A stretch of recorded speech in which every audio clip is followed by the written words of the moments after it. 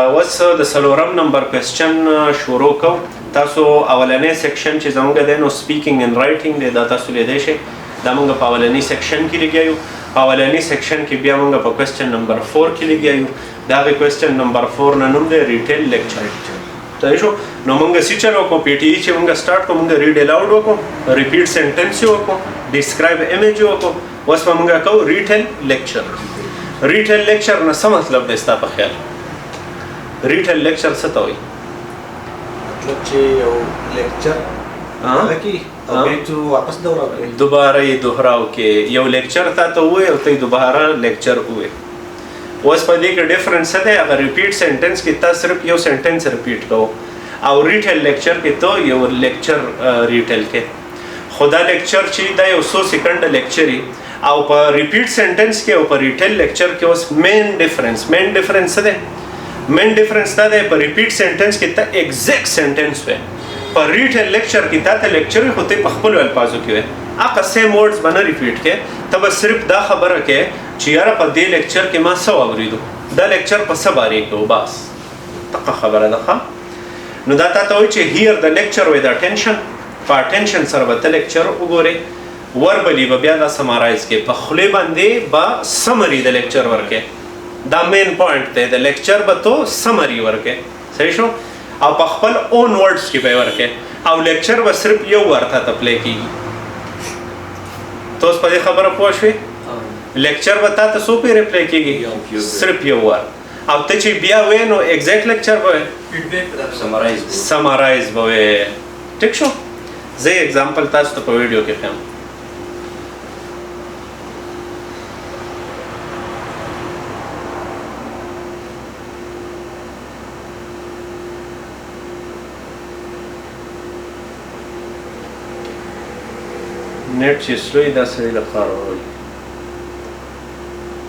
Retell lecture. For this question type, you will hear an audio play. In an article,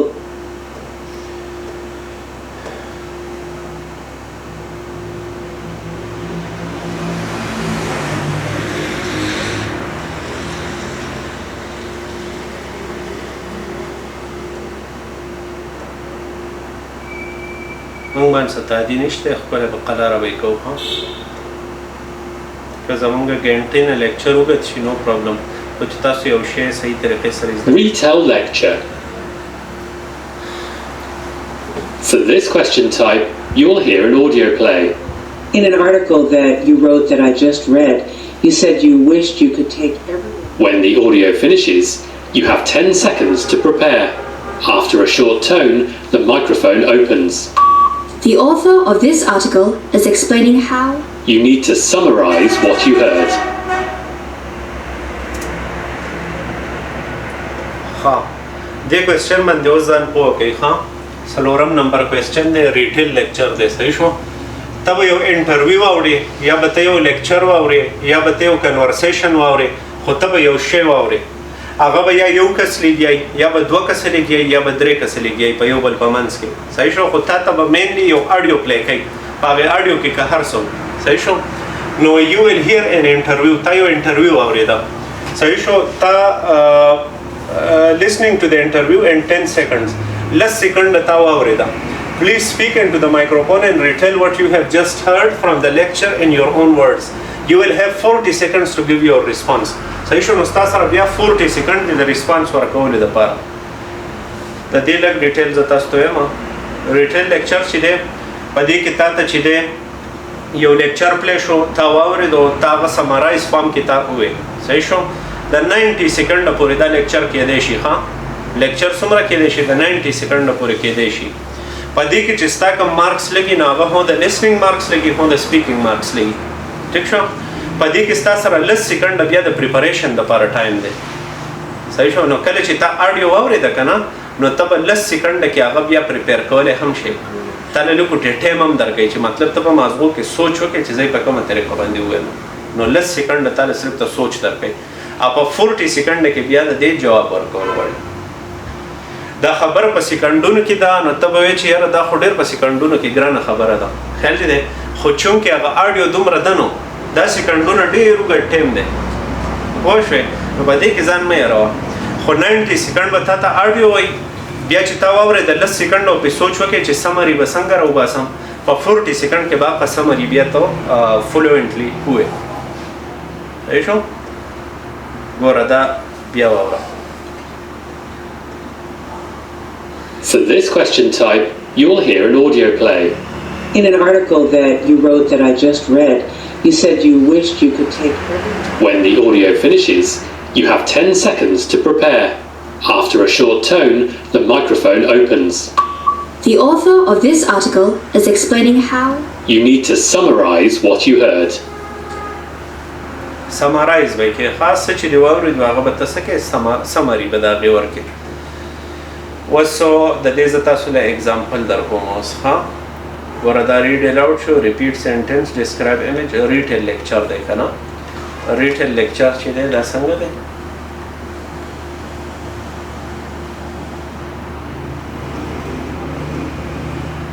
ریټیل لیکچر چې دی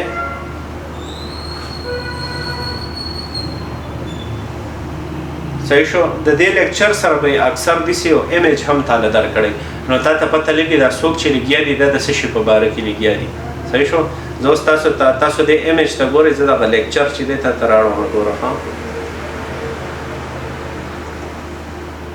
In an article that you wrote that I just read, you said you wished you could take everyone back to decades ago to look at the Florida Keys. And 50 years ago, think about how much change has taken place in that short period of time. We have managed to consume on the order of 90% of the big fish in the ocean, the tunas, the swordfish, the sharks. They're mostly gone. Until recently, people have had the belief that there isn't much we puny human beings could do to change the nature of the ocean, but in fact, we have, not just because of what we've been taking out, and the destructive means often applied to take fish and other creatures from the sea, but also what we're putting into the sea, either directly or what we put into the atmosphere that falls back into the sea. So, in an article that... دا image دی دا audio د دې image په باره کې ده تا ته سوی question number 1 دی ته به یو انټرویو واورې دا انټرویو چې کله تا واورېده ته به 10 سیکنډ په دې سوچ وکړې او بیا چې تا څه واورېدو هغه به موږ ته په خپلو الفاظو کې ووایې او ته به یې موږ ته په 40 سیکنډ کې ووایې دا انټرویو چې ده د دې تصویر په باره کې ده صحیح شو تا ول دا تصویر وګورې distribution of large fish from 2005 to 2006 صحیح شو remaining in the ocean occurred and consumed by humans. دا چې په کلاس انډرسټاندینګ په دې پوهیږو په خبرو ته پوهیږم په دې تصویر مکمل پوه شو هغه ډسکرایب ایمیج موږ پرون کړو که نه نو په هغې کې هم موږ دا شی سټډي کوو چې دا به څنګه ډسکرایب کړې خو نه زه سمپل په دې خبره ځان پوه کړه چې کله دا ایمیج تا ته راشي نو ته به اول ټایټل ریډ کړې په ټایټل کې لیکلی دی چې ډسټریبیوشن څه ته وایي تقسیمېدو ته لارج فش غټ مهي 2005 نه ولا 2006 پورې صحیح شو اودي شي دی اودي کلر تا ته څه وایي کوم چې په اوس هم په دریاب کې پراته دي او سور کلر تا ته وایي کوم چې انسانانو رانیولي دي او خوړلي دي نو 90% انسانانو رانیولي دي خوړلي دي او 10% اوس په دریاب کې دي صحیح شو دا خبره ده خو د دې په باره کې به اوس لیکچر کېږي ته به دا شی نه ډسکرایب کړې د دې نه پریویس کوېسچن چې و هغه ډسکرایب ایمیج و نو ته به دا تصویر ډسکرایب کوو صحیح شو اوس دا کوېسچن چې دی نو دا څه دی دا ریټیل لیکچر دی نو هغه لیکچر ته واوره او هغه لیکچر په خپلو الفاظو کې شارټ فارم ته راوړوه او په 40 سیکنډ کې ووایه ټیک شو اوس دې تصویر ته ګوره او دا اډیو اوره خو ستا کار د اډیو سره دی د تصویر سره نه دی هغه اډیو به ته دوباره وایې په خپلو الفاظو کې ښه وکې ده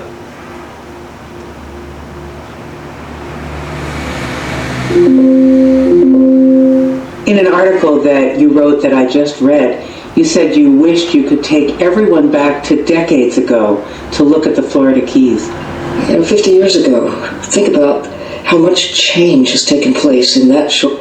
په دې کې به اوس ستا مین ویپن په دې کې ستا څه دی اپ پیډ او نوټس پین او نوټ نه دی هغه چې ستا په دې کوېسچن کې څومره په کار راځي که نه دومره ستا په یو کوېسچن کې هم په کار نه راځي ولې چې دا څنګه یو مین سنټنس کمپلیټ کړي که نه نو د هغې سنټنس کې تا یو ټکی ولیکو صحیح شو لکه وایي زما زه امید کوم چې زه خلک ډیکډز اګو واپس بوځم زه له 20 کاله خلک مخکې بوځم نو تل ته ولیکې ډیکډز اګو یو ټکی ولیکئ صحیح شو اوکې short period of time, we have managed to consume on the order of 90% of the big fish in the ocean, the tunas, the swordfish, the sharks. They're mostly gone. Until recently, people have had the belief that there isn't much we puny human beings could do to change the nature of the ocean, but in fact, we have, not just because of what we've been taking out, and the destructive means often applied to take fish and other creatures from the sea, but also what we're putting into the sea, either directly or what we put into the atmosphere that falls back into the sea. So if you were going to give a grade on the health of the oceans today, what would it be? Well, it depends on which aspect. Across the board, the oceans are in trouble. It's hard for me to assign a specific grade. Maybe C-.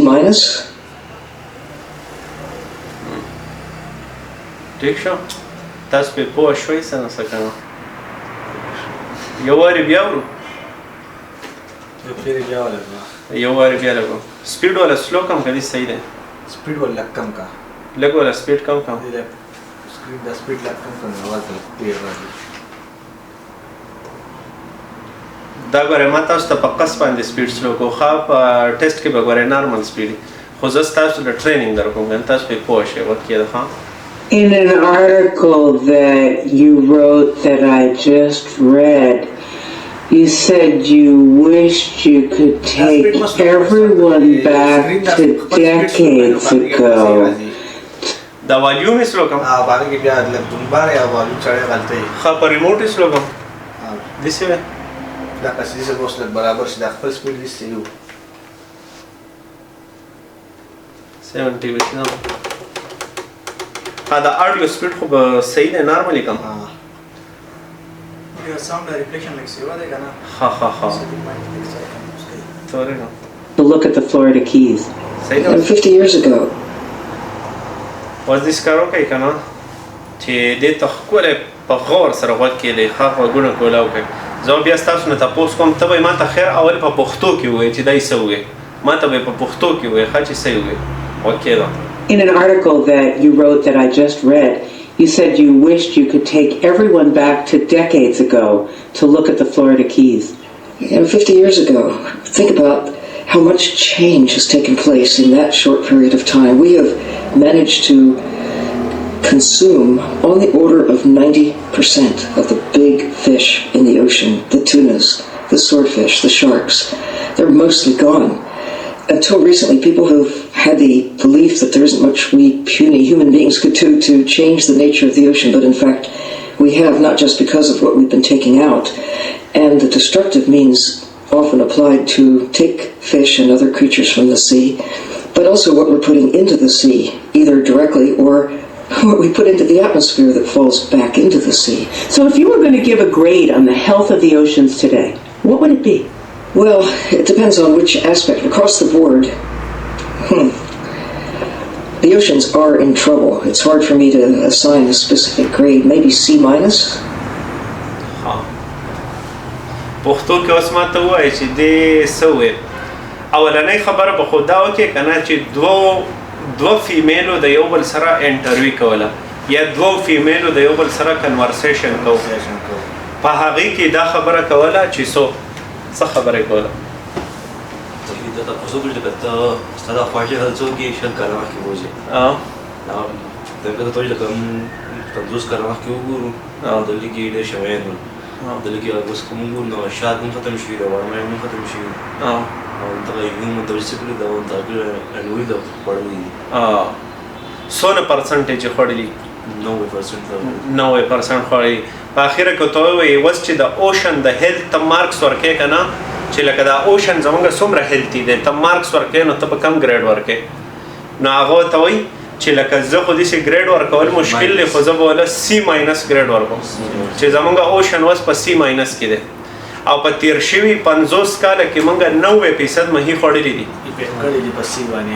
او خلک دا سوچ کوي چې موږ واړه غونته انسانان خسکې غونته انسانان خسکې مطلب څه دی چې 70% خو په دنیا کې دریاب دی که نه نو موږ خو 30% انسانان شو که نه یوازې 30% انسانان هم نه یو دا خو ځناور څه لینډ ټول 30% دی نو موږ ډېر معمولی پاپولیشن یو په دنیا کې انسانان خو موږ دا سوچ کوو چې لکه موږ به دا دونه دریاب څنګه خرابو دا خو د خدای اجدها دریاب دی صحیح شو نو موږ خو سوچ دا کوو خو که ته ریالټي ته وګورې نو مهي چې دی هغه انسانانو ټول رانیولي دی وګوره خوړلي دي 90% کنزیوم شوي دي الریډي او دا 90% په پریویس 50 ایئرز کې موږ خوړلي نو هغه زما خواهش دا دی چې زه ډیکډ څه ته وایي 10 کالو ته یو ډیکډ وایي نو چې زه ډیکډز مخکې انسانان بوزم او هغو ته پته ولګي چې په دریاب کې څومره مهي وو ځکه چې موږ په تېر شوي 50 کاله کې 90% مهي چې دي هغه تقریبا خوړلي دي او اوس تقریبا که زه د اوشن هیلث له مارکس ورکوم نو C1 ګریډ به ورکوم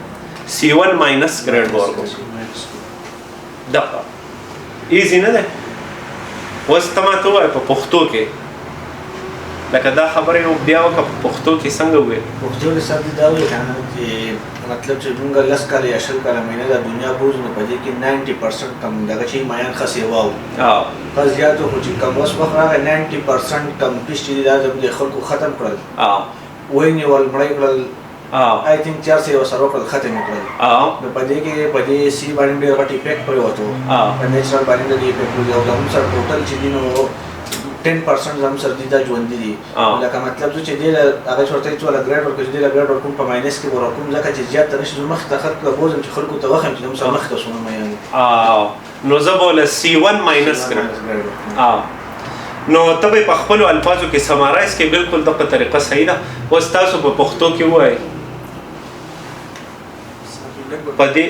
په دې اډیو کې دا خبره وکړه چې 90% مهي خوړې شوي دي داسې ده که نه ختم شوي دي اوس په دا خبره چې ده که نه خو دا به اوس کول غواړي په انګلیش کې ستا چونکې ستا د انګلیش ټیسټ دی نو دا خبره به ته په انګلیش کې صحیح ده اوس دا تاله چې ما څونه پریپریشن ټایم درکو که نه دا پریپریشن ټایم به ستا سره 10 سیکنډ دي نو دا ما چې تاسو ته په پښتو کې ووایې نو دا به په 10 سیکنډ کې ته ځانه خبره جوړه کړې او بیا به ته ووایې نو بیا به ته په 40 سیکنډ کې هغو له جواب ورکړې اوس چونکې تاسو PTE لیسن له راغلی نو دلته خو زموږ سره 1 ګنټه لیسن دی نو په دې کې زه تاسو دومره ټرین کولی نه شم که نه د هر کوېسچن په حوالې سره تاسو ما پوهه کړئ چې ټریننګ به څنګه کوئ ایگزامپلز به څنګه ګورئ پریکټس به څنګه کوئ دا به زه تاسو اوس ټول په هر څه پوه هم خو پریکټس به تاسو کوئ کور چې ګنټه 2 ګنټې تاسو دا پریکټس کوئ نو دا شی به بیا ستاسو بالکل آزاد شي بیا به تاسو ته سموت انسر ورکوئ په انګلیش کې به دا داسې ویل غواړي ګوره زه تاله اگزامپل درکوم که د دې جواب ما ورکولی په 40 سیکنډ کې دننه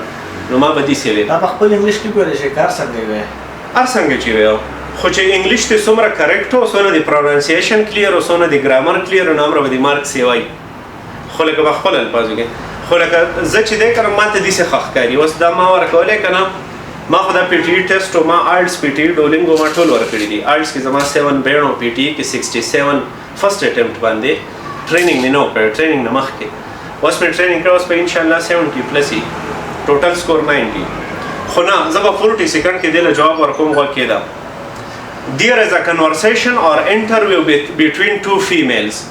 They are talking about how humans have destroyed the ocean and oceanic life or aquatic life.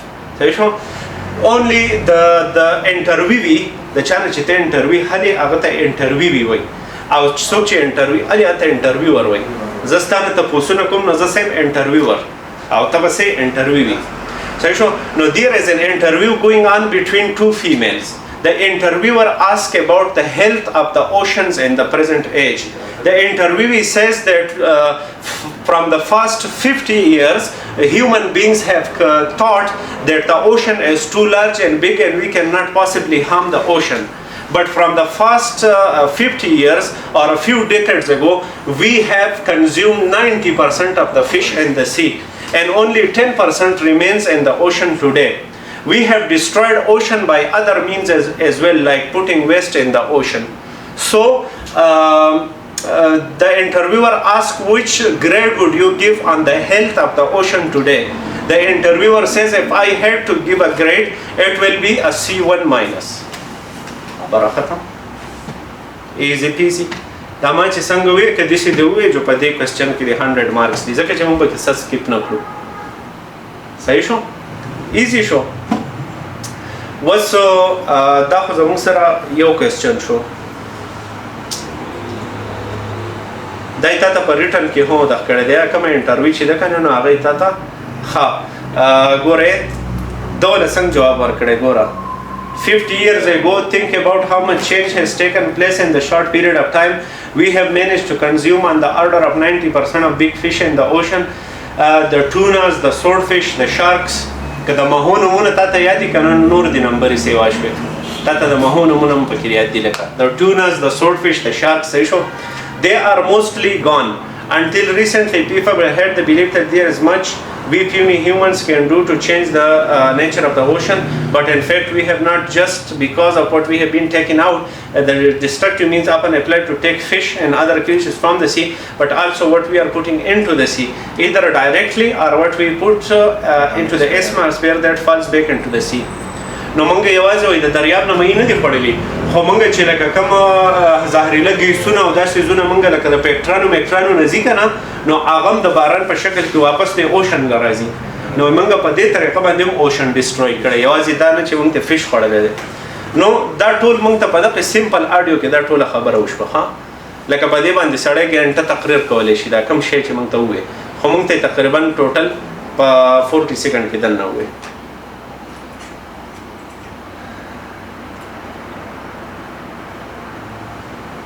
Question number 2 له هم راځو خو question number 1 چې دی هغې له خلکو جواب څنګه ورکړی دی اوس وخت کې ده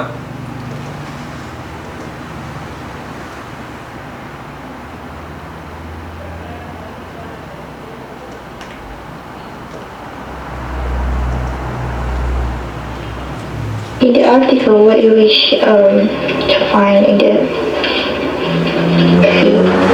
50 years ago,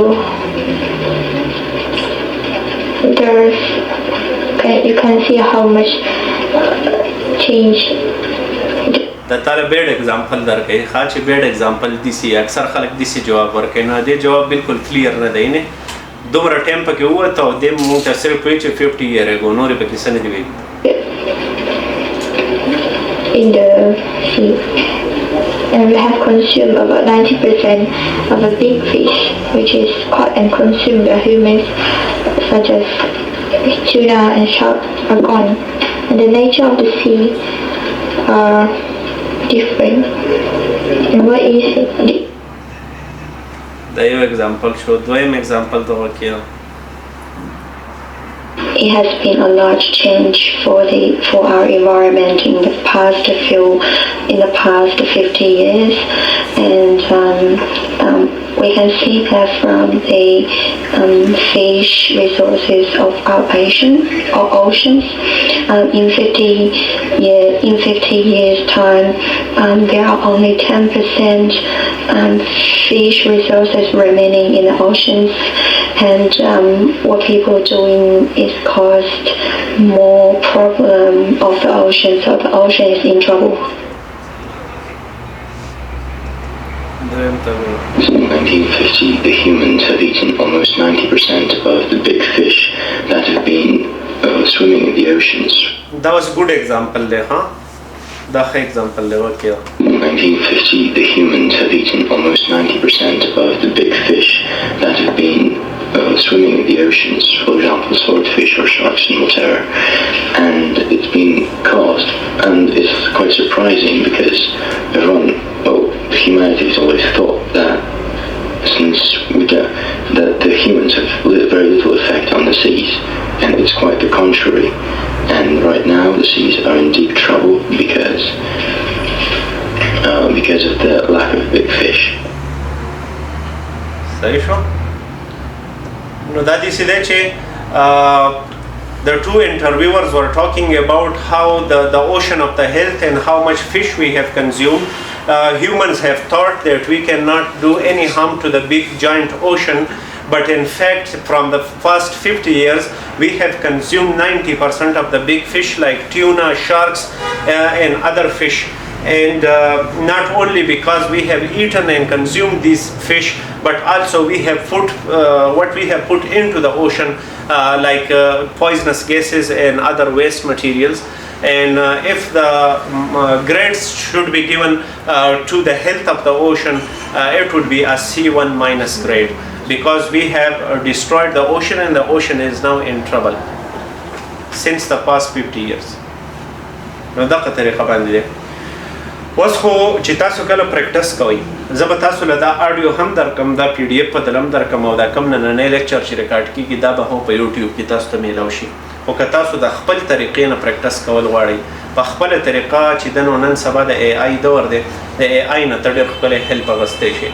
ته راتلی شي چیټ جی پی ټي ته صحیح شو، یا کو پایلټ ته، یا نور داسې اے آی ایپس دي چې هغې ته ته راتلی شي، لکه که مایکروسافټ کو پایلټ دی، که چیټ جی پی ټي دی، که ګراک دی، که جیمینای دی، دا مختلف ایپس دي که نه، او د دې سره تو یو کنورسیشن کولی شي. ته دې چیټ جی پی ټي ته ووایه چې په پی ټي ای کې چې څنګه ریټیل لیکچر یې هغه شانتې یو شارټ لیکچر ماله راکړه او زه یې درته بیا سمرایز کومه، نو چې زما سمرایزیشن صحیح دی که نه دی. نو دی به په مخه تاله لیکچر درکوي، ته به ورته په مخه ریپیټ کړې، دی به په مخه تاله لیکچر درکوي، ته به ورته په مخه ریپیټ کړې. نو بیا به چیټ جی پی ټي تا ته وایي چې ته امپروف کېږې، ستا دغه صحیح و که صحیح نه و. ټیک شو؟ ښه ته ورسره که خبرې په اردو کې کوې یا په پښتو کې کوې نو هم ورسره کولی شې. وایي ما د لیکچر په انګلیش کې راکړه، زه به درته په انګلیش کې ریپیټ کړم، بیا ما ته په اردو کې ته وایې چې یاره دا شی صحیح دی که نه دی. زه تاله اگزامپل در کوم، اوس غوږ کېږم.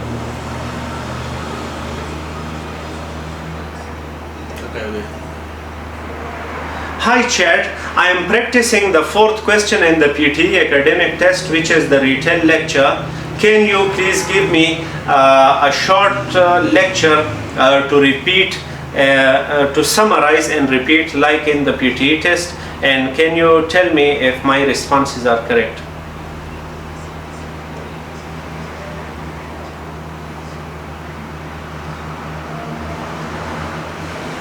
زما خلې دا بله بټن والو دا نو دا وایس نوټ وایس چیټ دی، دا نو وایس چیټ دی. وایس چیټ چېرته لاړو؟ هغه بیک دا دی.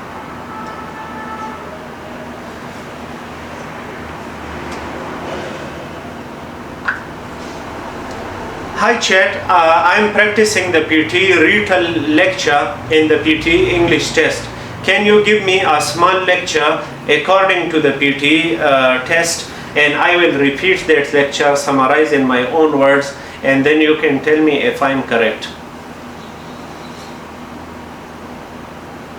Of course, here's a short lecture for you. Today we're going to discuss the concept of cognitive biases. Cognitive biases are systematic patterns of deviation from rationality and judgment. In other words, they are mental shortcuts that our brains use to process information quickly, but they can lead us to make irrational decisions. Examples include confirmation bias, where we favor information that supports our existing beliefs, and anchoring, where we rely too heavily on the first piece of information we receive. Understanding these biases helps us make better decisions and think more critically in everyday life. Go ahead and summarize it in your own words, and I'll give you feedback. Okay, the lecture was talking about the cognitive biases, which are systematic patterns that human beings use in order to understand information quickly, to avoid irrational decisions. But these can actually make us make irrational decisions. These are two kind of cognitive biases that human beings use, such as anchoring and the other one. That was a pretty good summary. You captured the main idea, especially about how these biases help us process information quickly, but can lead to irrational decisions. Next time, you might just want to be a bit more explicit about examples like confirmation bias and anchoring, but overall, really solid job. अच्छा, आप मेरे साथ उर्दू में बात कर सकते हैं, मुझे लेक्चर इंग्लिश में दीजिए और मैं इंग्लिश में आपको रिपीट करूंगा, लेकिन नॉर्मल कन्वर्सेशन हमारा उर्दू में होगा. हाँ बिल्कुल. तो मैं आपको एक छोटा सा लेक्चर इंग्लिश में देती हूँ और आप उसे इंग्लिश में दोहराएंगे. उसके बाद हम उसी पर बात करेंगे उर्दू में. तो लेक्चर है, Today we will explore the idea of emotional intelligence. Emotional intelligence refers to the ability to recognize, understand and manage our own emotions as well as the emotions of others. It involves skills like empathy, self-awareness and emotional regulation. Research shows that people with high emotional intelligence tend to have better relationships and more success in their careers. अब आप इसे अपनी ओज हाथ में दोहराएं और फिर हम चर्चा करेंगे. ओके जी, मैं भी इंग्लिश को रिपीट करता हूँ लेक्चर को. The lecture was talking about the emotional intelligence topic. Emotional intelligence means the ability to understand and to recognize our own emotion and the emotions of others. People with more emotional intelligence have better relationship and better career in their lives. So the lecture was basically about what emotional intelligence is and how it plays a role in relationships. बहुत बढ़िया, आपने काफ़ी सही तरीके से सारांश दिया है। आपने मुख्य बिंदुओं को अच्छे से पकड़ा, जैसे कि खुद की और दूसरों की भावनाओं को समझना और कैसे ये बेहतर रिश्तों और करियर में मदद करती है। तो बहुत बढ़िया अभ्यास था। अच्छा, आप जो है वो हमसे हिंदी में बात कर रहे हैं, क्या आप उर्दू बोल सकते हैं? हिंदी नहीं, उर्दू बोलनी चाहिए, पाकिस्तानी लैंग्वेज जो है। हाँ बिल्कुल, मैं उर्दू में बात कर सकती हूँ। आपने जो सारांश दिया वो बिल्कुल ठीक था और आपने अच्छे से समझाया कि इमोशनल इंटेलिजेंस क्या है और इसका रिश्तों और करियर पर क्या असर होता है। तो बहुत बढ़िया। अच्छा, अभी मुझे एक और सिंपल सा छोटा सा लेक्चर दीजिए, जैसे PTE टेस्ट में होता है। तो एक और लेक्चर मुझे इंग्लिश में दीजिए और मैं फिर उसे इंग्लिश में अपने अल्फाज में समराइज करूँगा। ज़रूर। तो यहाँ एक छोटा सा लेक्चर है। Today we will talk about the importance of time management. Time management means planning and organizing how you divide your time between different activities. Good time management allows you to work efficiently, reduce stress, and achieve your goals. By setting priorities and avoiding distractions, you can make the best use of your time and improve your productivity. अब आप इसे अपने शब्दों में दोहराएं और फिर मैं फीडबैक दूंगी। Okay, the lecture was talking about time management. Time management is the skill of how an individual divides his time into different tasks and different activities. An effective time management skill would mean that people give priority to tasks which are important and deprioritize things which are not very important. So better time management will lead to a successful and effective lifestyle. बहुत बढ़िया, आपने बहुत सही तरीके से बात समझाई है। आपने टाइम मैनेजमेंट के कॉन्सेप्ट को अच्छे से पकड़ लिया, खास तौर पर प्रायोरिटी सेट करने और ध्यान भटकने से बचने के लिए। तो आपका सारांश बिल्कुल सही था, अच्छी प्रैक्टिस था। नाइस। नो दा ज़मूंगे चिदे एग्जाम्पल शो तासु तमा द प्रैक्टिस यो तरीक़ा हुआ वे इंसान ता द इंसान ला पमा खमा ही मन असा मही वाला मोर को खुद माहो द निवो चल वतो है कि सबावर जितना नहीं नो दे बेजाना पखपल रनेस ठीक था दा चिदे चैट GPT दे रोरा दा चैट GPT स्ता पे मोबाइल के हम दे स्ता पे कंप्यूटर के हम दे चैट GPT तजा आवागता वालने प्रॉम्प्ट दा वर्कवा वाय मा सर खबरी पे उर्दू की कवा बिया द PTE इंग्लिश टेस्ट वर्कोमा पागे के रिटेल लेक्चर वाला क्वेश्चन दे माने द रिटेल लेक्चर पे शांति लेक्चर राकवा او هغه به درته زویم په انګلیش کې بیا ماته په اردو کې وایي چې زما لیکچر صحیح او که صحیح نه نو دا چې دی په دې طریقه باندې تو 24 غنټې کولای شي نه دا چیټ GPT ستړی کېږي نه پیسې غواړي او نه ستا سره اگزامپل یې ختمېږي خو چې دا خبره ورته ګورئ ته وکړې چې ما نه د PTE ټیسټ په شانتې ریټل لیکچر راکوه نو دی اکثر د PTE پاست ټیسټونه سرچ کړي او د پاست ټیسټونو هغه دغه تا ته وایي او په PTE کې چې په څومره لینث کې نو په هغومره لینث کې به تا ته وایي که اوس ته PTE ټیسټ منشن نه کوې که نه نو بیا به دی د ځانه اوږدې لیکچرې درکوي یا به ګرانې لیکچرې درکوي که نه نو یې ما نه د PTE ټیسټ په شانتې ریټل لیکچر اگزامپل راکوه په دې کې به پیدا دی چې ستا سره انلیمیټډ اگزامپلې شوی او په مخه باندې لکه کوه پریکټس کوه ورور به امپروف کړې او چې کم شی نه غلطي کړي نو دی به راته وایي چې یاره دا پوینټ دې مس کو دا پوینټ دې مس کو که نه یا یې ته په دې طریقه باندې ښه ویلی شي ټیک شو اوس اجازه ته راشئ یو شارټ اگزامپل کوو دی به راشه مه یېرېږه خیر دی په دې نورو کې ما ته ته لږ ګوټه قابل ښکارې ځکه ګوره په دې کې ګوره ښه دا اوس چیټ GPT دی تا چیټ GPT راواړو که نه اوس د چیټ GPT په خپل لیپټاپ کې یا په موبایل کې یا په کمپیوټر کې راواړو نو دی به ورته څنګه اول خو له په اردو کې هغه انسټرکشن ورکه وایه ما له داسې لیکچر راکړه ښه او آسان پکې وایه آسان والا ورکې ده है ChatGPT मुझे एक PTE प्रिपरेशन के लिए मैं PTE प्रिपरेशन कर रहा हूँ तो इसमें 4 नंबर क्वेश्चन है रिटेल लेक्चर तो मुझे PTE की तरह कुछ एग्जाम्पल दो ताकि उसकी मैं प्रैक्टिस कर सकूँ।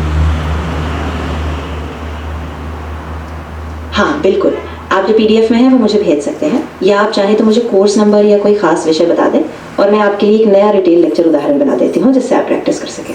नहीं, मैं PT इंग्लिश टेस्ट दे रहा हूँ जिसमें 4 नंबर क्वेश्चन है रिटेल लेक्चर, तो मुझे रिटेल लेक्चर की तरह एक शॉर्ट पैराग्राफ या शॉर्ट लेक्चर इंग्लिश में दीजिए, मैं उसे अपने अल्फाज में समराइज करूँगा और फिर मुझे बताइए कि मेरा मार्क्स ठीक है कि नहीं।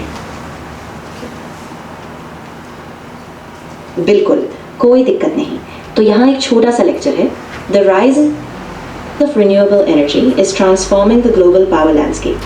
Solar and wind energy are becoming more affordable and widely adopted, reducing our reliance on fossil fuels.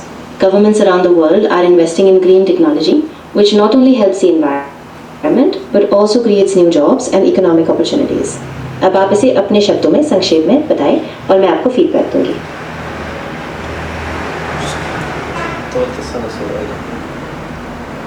Okay, this topic about the energy, transforming energy, solar energy and wind energy, and government around the world investing green technology which not help the environment but also create new jobs and economic opportunities.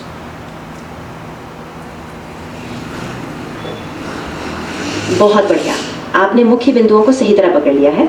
आपने बताया कि सोलर और wind energy सस्ती हो रही है और सरकारें ग्रीन टेक्नोलॉजी में निवेश कर रही हैं, जिससे पर्यावरण को भी फायदा हो रहा है और नई नौकरियां भी पैदा हो रही हैं। तो आपने बहुत ठीक शो दा यो एग्जांपल शो। हाँ नाइस। नो द पशांति तासु چې د خپل پریکټس کولای شي ها دا چیټ جی پی ټی چې کوم تعالی درکې کنه هغه لکه ډیفیکلټ تعالی درکې خو دا ستاسو د پیدې خبره د ستاسو پریکټس ډیر کیږي صحیح ده بل چې د کنه زموږ سره د پشانتي اگزامپلز موجود دي لکه زموږ سره چې د کوېسچن نمبر 2 چې د کنه کوېسچن نمبر 2 ته وکړه ها written lecture. The shuttle was designed to be a space truck. It's a multi-purpose vehicle. We've done a tremendous number of different things with it. It's the most versatile space vehicle that has ever been built. We've used it to launch satellites. We've used it to repair satellites in orbit and put them back into orbit. We've used it to capture satellites and bring them back to Earth for repair. We've outfitted it with the Space Lab built by our European partners and used it before the era of the space station to do scientific research. We used it as part of our partnership with the Russians, which is still continuing, first as part of the Mir space station, where we actually prolonged the useful life of Mir by several years through logistical supply visits with the shuttle. And now, of course, we're using it to build the new International Space Station, which is a huge international partnership.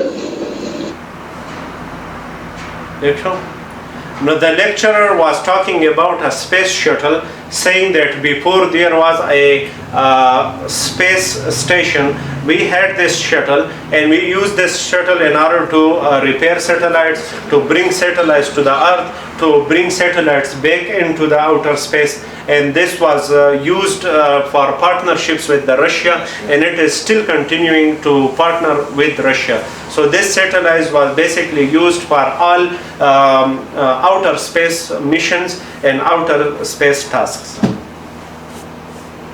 ठीक छो نو ستاله آډیو درکړه بیا په 10 سکند کې تا خپل لیکچر تیار کو 45 سکند کې وته تا بیا خپل لیکچر وي خپل لیکچر د خپل الفاظو کې وته وي اوس به تاسو د سکارو کې ماته به د خپل ایمیل ولیکئ زه به په دې ایمیل کې تاسو ته دا PDF تر ولېږم دا آډیو به ته درولېږم او د خپل پریزنټیشن به ته درولېږم تاسو په دې طریقه په کور کې پریکټس کولای شئ او د AI سره هم پریکټس کولای شئ ها او زما په دې PDF کې چې ده نو په هغه کې ما تاسو ته هغه فری ویب سټ هم لیکلي دی په هغه کې تاسو پری PTE ټیسټ هم پریکټس کولای شئ ها نو موږ به در سره موبایل نمبر ته هم ولا اجازه او دغه د ایمیل ته هم ولا نو موږ په واتس اپ او په ایمیل باندې ټول هر څه ولېږو ها دا زموږ د لیکچر اختتام کیږي ډیره مننه شکریہ